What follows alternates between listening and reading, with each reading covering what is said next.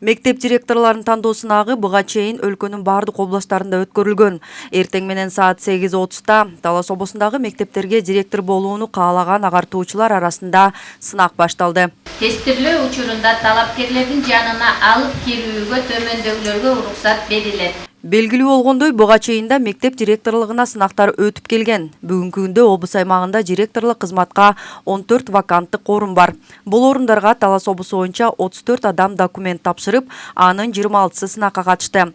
Калган 7 адам документ иштерине байланыштуу дал келбеген себептер менен сынактан четтетилди. 26 тест тапшырып атат, бирөөсү ошо өзүнүн себептери бар го, келе албай калды. Тесттин жүрүшү эртең менен регистрациядан башталат. Бардык талапкер өзүнүн регистрациядан өткөрүп, анан тестке киргизилет. Тестте 1,5 саат убакыт берилет, 5 блокто текшерилет. Бул жерде эч кандай адам фактору болгон жок, өзүңүздөр көрүп турдуңуздар болуш керек. Бүт бардыгы таза, так өтүп жатат. Мектеп директорлорун тандоо конкурсуна адамдык фактор аралашпайт. Конкурсту өткөрө турган комиссия түзүлбөйт. Министрликтин бир дагы кызматкери катышкан жок. Баары электрондук түрдө болот. Биринчи этапта талапкер эч кимдин кийлигишүүсүз жеке өзү министрликтин сайтына конкурска катышуу ниетин билдирип, табыштама жөнөтөт. Экинчи этапта тест тапшырат. Тестте педагогика, башкаруучулук, психология жана санариптик технологияларды билген-билбегенин текшерген суроолор камтылган. Талапкер менен программанын ортосунда эч ким аралашпайт. Тесттен өтөөрү менен жыйынтыгын биринчи өзү көрөт.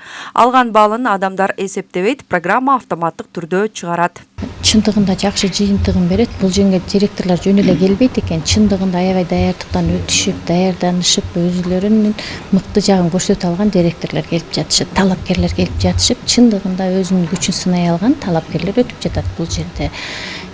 Мындай жашкары деп айтканга да болбойт. Ким канчалык деңгээлде даярданса, ошончолук деңгээлде тапшырып өтүп жатышат. Тестте 80 суроо болот. Андан өтүүгө 1,5 саат убакыт бөлүндү. Тестирлөөнүн жыйынтыгы боюнча эң көп балл топтогон жана 60 босоголук пайыздан өткөн катышуучу жеңүүчү болуп табылат. Мектеп директорлорун тандоо сынагы ачык өтүп, процесске байкоо салуу үчүн Талас медиа борбору тарабынан түз эфирден чагылдырылып, байкоочулар көзөмөл кылышты. 1,5 саат убакыт аралыгында тестте берилген суроолорго жооп берип, сынактан ийгиликтүү чыккан талапкерлердин бири Мунара Эркинова. Ал Шадыкан айыл аймагындагы Эшимбек Капалов атындагы орто мектебинин директорлугуна талапкер. Азыркы тапта ушул мектепте директордун милдетин аткарып жатат. Мен негизи ошол мектепте өзүм 2007-жылы аяктагам. Ошондон баштап ушу мугалимге болгон кызыгуум арткан. Мен өзүм ата-энем ошол мугалимдик кесиптин, ошол жерде мектептин ардагер мугалимдери.